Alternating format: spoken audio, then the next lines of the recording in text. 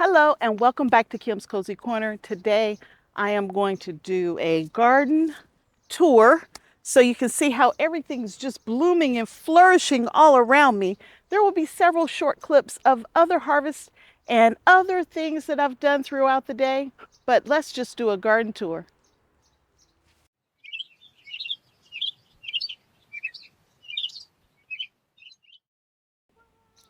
So I figured we'll just start right here at the entrance into the garden. Coming into the garden from this angle, you have some green stalks. This green stalk here are all dwarf tomatoes.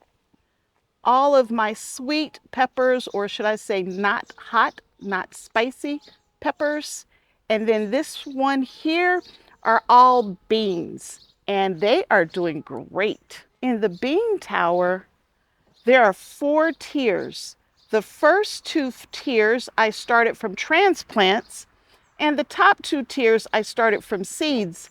But you can see that they're catching up with each other, and I've harvested from this plant, and I will show you a picture of all of the goodies that I harvest later in this video. Peppers are too early to harvest, but they are blooming and they're coming in nicely. There are blooms everywhere. Now my shishitos have a teeny little pepper on them right there. But that's the only one I believe that I've seen on any of the plants. There's a little bit of everything in here. King of the North bell peppers, paprika peppers are in here. Nodo pino peppers are in here. So anything that's not spicy in any way and super, super sweet, I have in this tower. The tomatoes, too early, way, way, way too early for the towers. All of these were transplanted into the tower. There are 24 plants in this tower, so 24 tomato plants. They're blooming nicely, and these are dwarf tomato plants, so you don't trim off the suckers on these. You keep the suckers on these, but you still need to open it up for airflow. And so you'll see in here, there are places where I've trimmed back some of the leaves just so I could have some airflow and so the air can get to these beautiful blooms. This is some type of summer squash. I didn't put a tag in it. It was really extra. Ah, there it is. It's a Zappa round. There's the tag in there. And so it's a round, like zucchini, but round. Now this plant isn't happy at all. It's super dry. I need to get some water to it, but it does have a teeny little round zucchini on it. My girls harvested all of the strawberries earlier, and I will cut that in right here so you can see my girls' strawberry harvest. So I'm not going to actually pick anything. I'm going to let the girls pick the strawberries here. Look over here. Look. Oh, this one looks good. Go ahead and get that one. I found another good one in the bucket. Here. Get that one. Look, I see small ones. If it's red, you can pick it.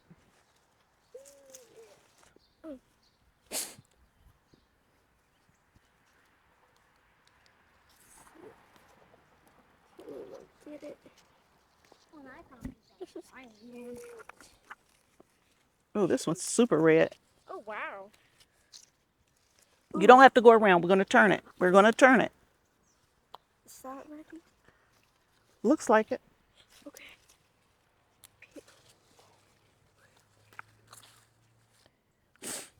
Got 3 so far. Okay. Why don't you go over there and hand them to Mama? Let's see if you got some more over here.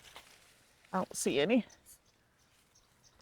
Oh, that's a good one. We missed it. We missed it. Go ahead. All right. I think that's it. Did you get any? If it's not ready, don't pick it. I didn't see any more. Make sure it's ready before you pick it, though, okay? Red. All red. Baby girl, if that one's all in the black one, give it to Mama and then go to the other container. Now go to the other container, right beside it, right there. Grandma almost got a whole bowl full. You have a lot, Mom. That's okay. You just got to be careful. Why don't you go give yours to Mama? Okay, let's go over to the last area. Pick them up, give them to Mama. Double check those. Let me check these. Let's see one. Is this one right, Mom? This one good? Close enough. This one you said Both close of you. enough? Okay. And the one right beside it. All right, now go give all of that to Mama. And then y'all go over there and pick those nasty peas. I need to quit calling them nasty. I just personally don't like peas. Are they good? Mhm. Are they really good? Yeah? The girls thoroughly enjoyed eating the strawberries and the sweet peas. And we went ahead and took those in the house, and they're going to enjoy the rest of those strawberries for lunch. All of these plants are potatoes. And I like to trellis, or support, I should say, my potatoes with these little green supports here. I didn't have enough green supports for the entire row, and we had a pretty nice rainstorm, not a really bad storm, but there was a lot of wind. And here's a picture of the containers where I didn't have support, and you can see in this picture how the hones or the stems of the potatoes are all bent over. And so they're bent over prematurely, and it might make some people to believe that the potatoes are getting ready to die back when really they're not. They were just bent over by the wind, and I didn't have support on them. So that's why I like to add just a little bit of support to help maintain and manage the stems of my potatoes. I've already harvested some of my Napa cabbage, and that's what you see here. So here's a quick picture of that Napa cabbage that I harvested. It was absolutely delicious. Along the back, those are all Paul Robeson tomatoes, and I think I got one Cherokee purple back there. The onion, and I only plant sweet onion, are doing great. I do have a few St. Valerie carrots in the front here, and I don't really talk much about my carrots, but they're doing well also. I harvested broccoli. I don't have much because we harvested broccoli just less than a week ago, but there were a few small heads that needed to be managed. Behind here, this is all tomatillos. There are lots and lots of blooms back here on the tomatillos. And there are two different types of tomatillos back here, but you need at least 2 tomatillo plants if you want them to germinate and fruit, so that you can make that green salsa verde.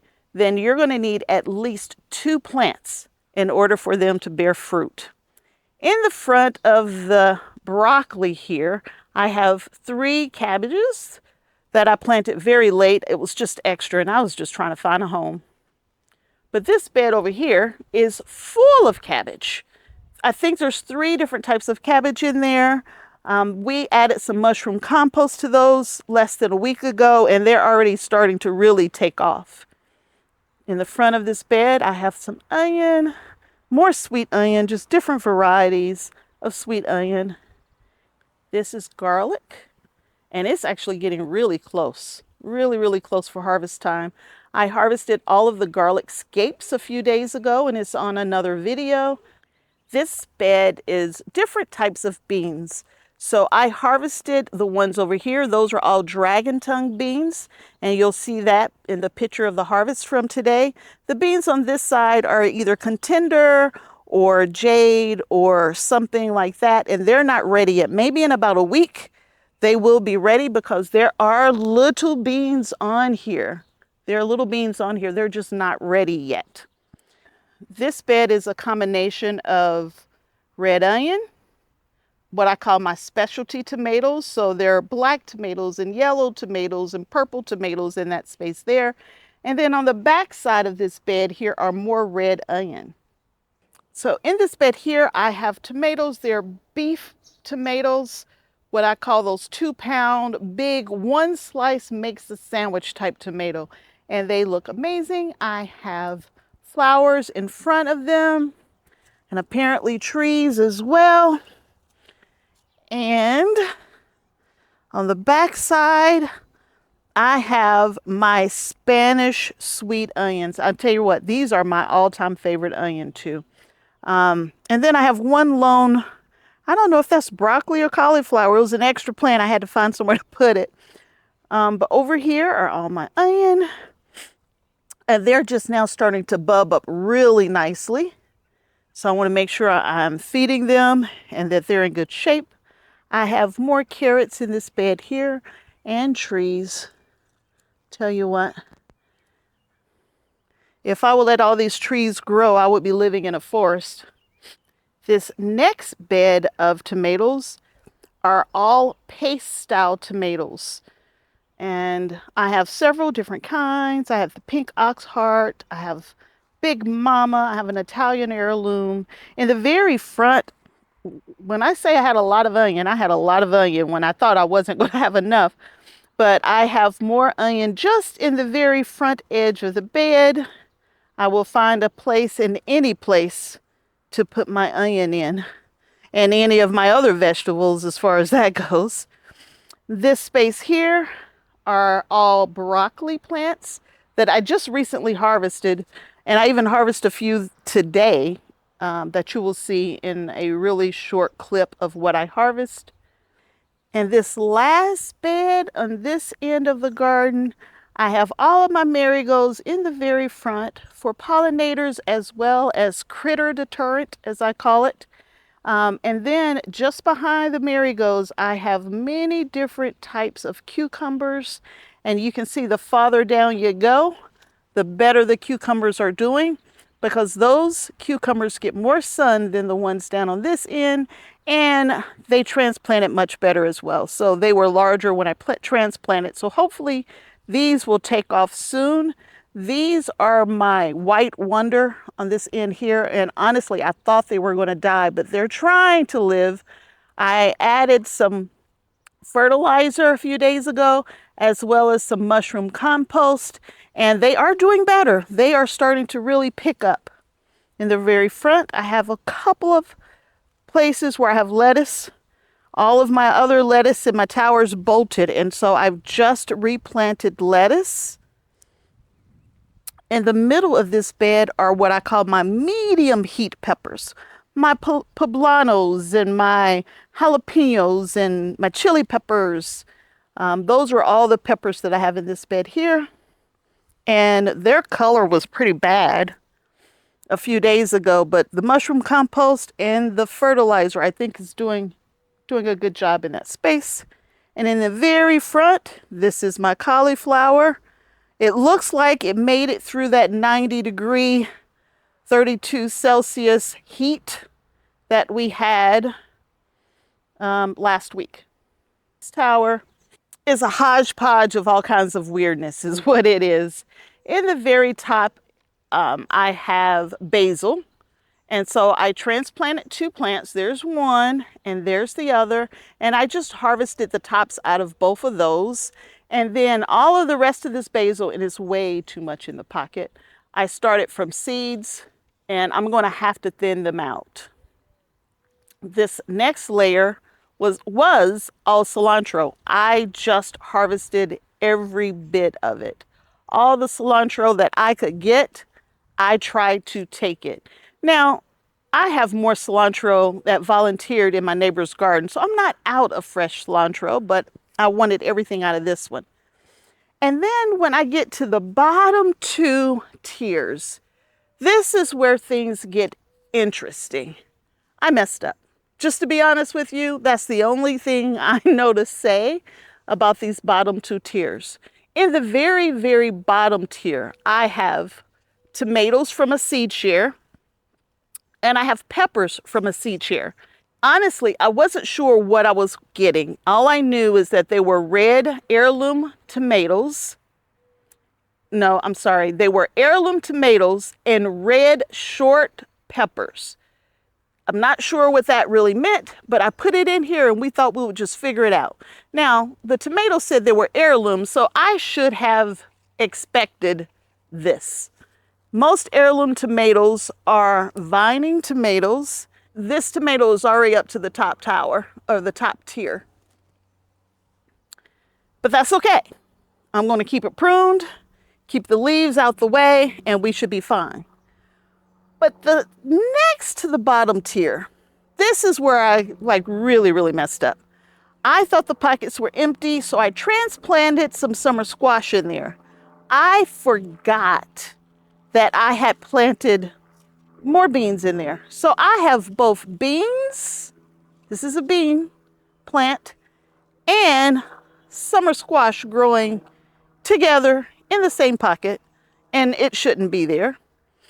I have some peppers in the second from the bottom tier as well. They're doing well, and they're getting tall enough that they're finally coming above the squash plants so that it can get the sunlight that it needs.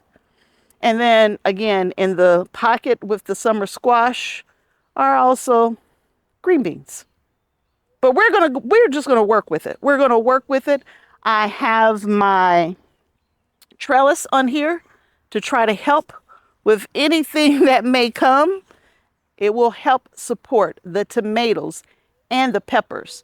And if that's not enough, I put some of these brown 4-foot stakes, and then I have some 3-foot stakes in here as well.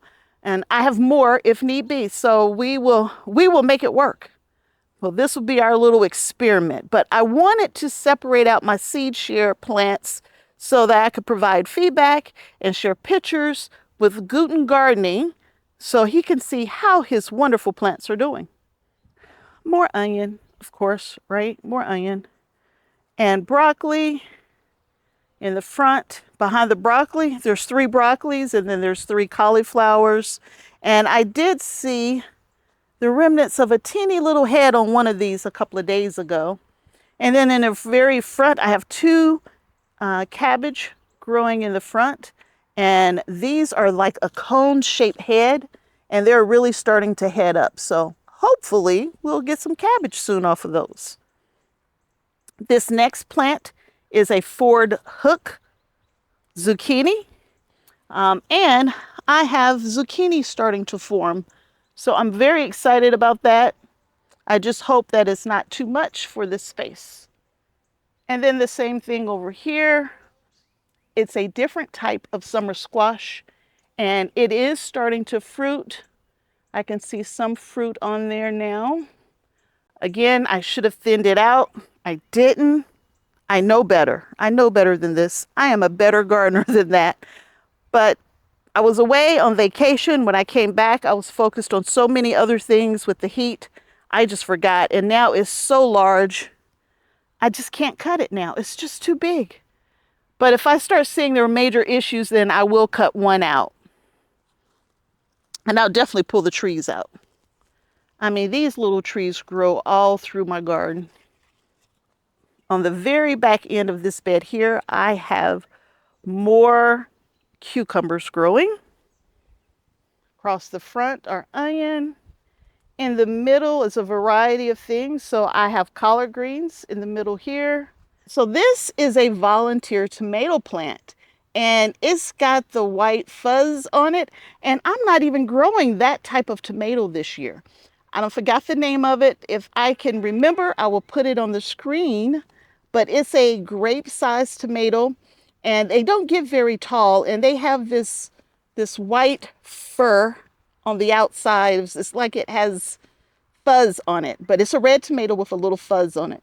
A frosty looking tomato. So I'm going to leave it there and let it grow. So my hot peppers are doing well. Wow, look at that. That one has blooms galore. Blooms all over that one. That's my Baggio plant there. I think this one here is my hottest pepper. Dayton is what it's called. I don't see any blooms on it yet, but the plant looks very healthy. Serrano peppers are in there as well. And then down on this end, it's a mix of peppers. So there's some Jimmy Nardello peppers here. There's a paprika. There's a King of the North. There are more volunteer tomato plants. More volunteer tomato plants. And more tomato plants. And celery. Oh, I have so much celery. I've harvested celery twice now, and I could probably harvest it again, but it's going to have to wait. I'm getting ready to travel for business, and so it's going to have to wait till I get back. On the back side of this same bed that we've been looking at, it has two different types of tomatoes. On the very front side are what I call my all American type classic red slicers is what I call it. There's a few in here that aren't red slicers because I just had extra and I threw them in anywhere. Like for example, in the very front here, my Big Mama, which is a paste tomato, and it actually has tomatoes on it now. They're tiny, but they're there. Next to those red slicers, I have all of my grape type tomato, cherry and grape tomatoes. And I have a little bit of everything. I have a black strawberry, which is a very different type tomato. Let's look at it. Look at that. I don't know, it's so dark you might not be able to see it. I'm in the shade. But it right now it's green with little black stripes all over it. But it will turn red with these black stripes. Sweet 100s, the black cherry, sun gold for sure is out here. But they're all looking really good. The sun golds are already starting to put on fruit as well. There's cabbage and Brussels sprouts, more tomatoes in this space here. My pole beans are starting to really climb. They're looking good. Peas over here. And in the very front, of course, more celery. Celery, celery, and more celery. On this side of my arch, I have Australian butter winter squash growing. So I have lettuce over here. And this lettuce head is trying to put two heads on one plant, which is pretty cool. But this is iceberg lettuce. In the back, I have cucumbers that are looking pretty good. And I have melons. So I think this in the front here is a honeydew melon. And then these melon back here are, I believe, Hell's Best cantaloupe. So let me just show you a quick picture of my harvest. So I harvested 3 different types of beans. I harvested Gold Rush, Purple TP, and Dragon Tongue beans. And this is my second harvest of each of those. So I'm going to have to start freezing them so I can get a large enough batch to can. In the front here, this is all cilantro. Behind it is marjoram. This is parsley. We have broccoli right there. And this is all basil. And I mean, it's only off of a couple of heads of basil. I need to hurry up and get these processed. They're starting to get weepy. And this is sage right here. So I just picked just a little bit of the sage. But that's a small part of my harvest today that I couldn't video because my camera continued to overheat. I figured I would take just a moment to show you how I preserve all of my herbs. So once I pick my herbs, I personally like to give them a good washing. Once I've washed them off really good to make sure there's no creepy crawlies on them, Then I try to dry them just a little bit, and then I dehydrate them. And so I have an Excalibur dehydrator, and here's a picture of the Excalibur dehydrator right here.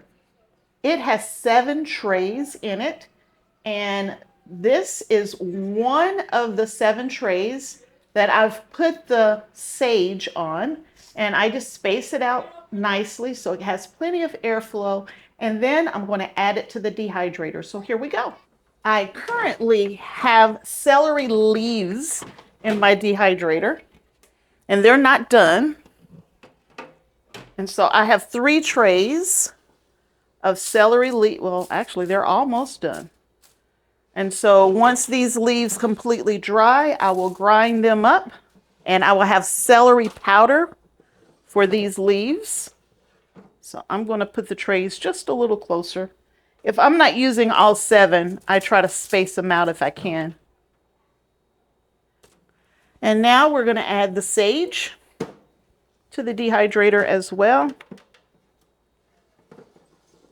There's settings on the dehydrator telling you what to set it to. And it says for herbs, 105 is what it says for herbs. So we're going to turn this on to 105. So it's on, and it'll need to run probably for about 8 hours before the sage will be done. But the celery will come out long before that time, and I will just keep adding to this, drying everything out. Once again, thank you for joining me on a tour of my main garden area. I hope you enjoyed this video. Thumbs up if you did, and subscribe to the channel. Thank you. Have a wonderful, blessed day. And until next time, I'm going to end with pictures of some of the wonderful vegetables growing in the garden. Bye. See you next time.